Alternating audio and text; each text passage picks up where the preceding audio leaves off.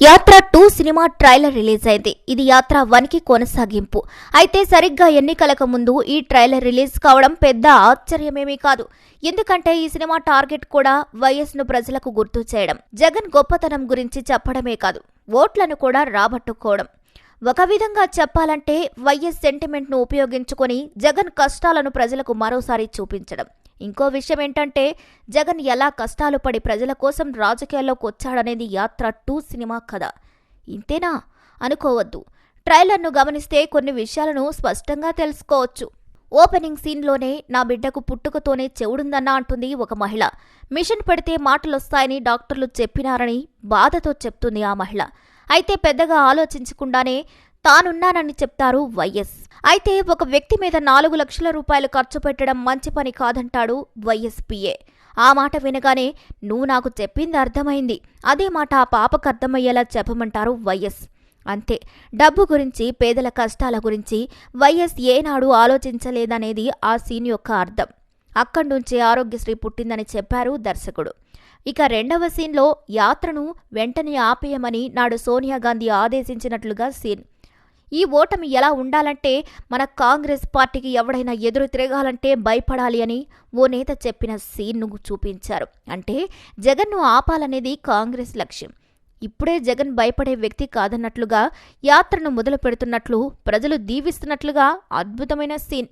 ఆ వెనకాలే జగన్ ఎంత మొండివాడో కూడా చెప్పారు దర్శకుడు.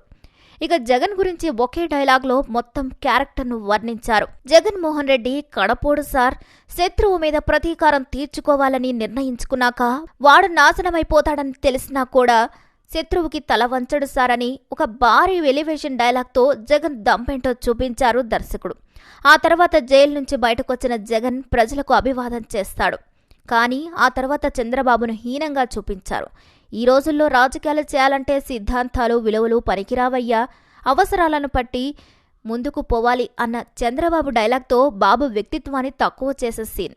ఎన్నికలయ్యాక జనాల్ని మోసం చేసిన నా క్రెడిటబిలిటీని పోగొట్టుకోలేను, ఆ క్రెడిటబిలిటీ లేని రోజు నేను లేను, మా నాయన లేడు అంటూ తాను మాట మీద నిలబడే వ్యక్తినని జగన్ను చూపించారు. ఇంకా ఆ తర్వాత జగన్ యాత్రకు సాగింది.